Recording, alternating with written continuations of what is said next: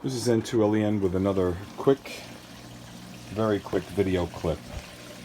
This is the Yaesu YO-101 monitor scope. This is a quick fix, but I'm going to share this with everyone on this particular, and there are same shaft couplers that are on several of the accessories, and they do break. I guess it's like a polyethylene or some type of a plastic coating on the flexible. They break. This is a single shaft that this slides right out, and this is actually on the monitor input switch. And what I did was I just replaced it. This actually, the stem of the switch sticks out literally maybe 3/8 of an inch, and the knob actually tightens right onto this aluminum stem. So what I did was I replaced it with this aluminum flexible. It's dual Allen key setup, as you could see. They're a small, so first what you do is you tighten the small ones first, and then the the larger ones. And you want to make sure that when you first put this on, I'll show you how much space I left. You could see the amount of space. Let me see if I can get in here with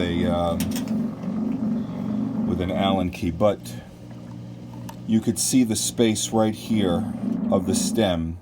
You want to make sure that there's enough that when you tighten it down, it grabs on, and it comes up to about maybe here. And then this stem actually goes all the way in, because you want it to, you know, this coupler is only one size. It was just a few bucks on Amazon. It's a flexible aluminum coupler,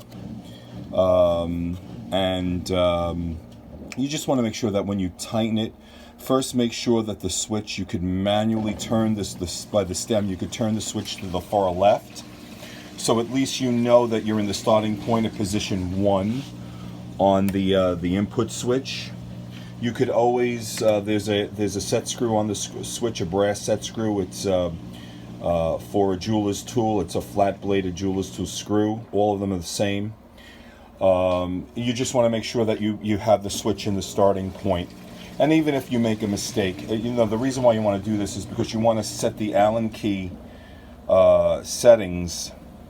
You see, this one is, let's say, maybe 11 o'clock, and this one is probably like 3, almost 4 o'clock under here. Let me show you once again so you could see it. Okay, and I was able to, when I turned the switch, I was able to get in on the sides and tighten them. I'll show you, it does a great job. Here's the switch working, so you can see.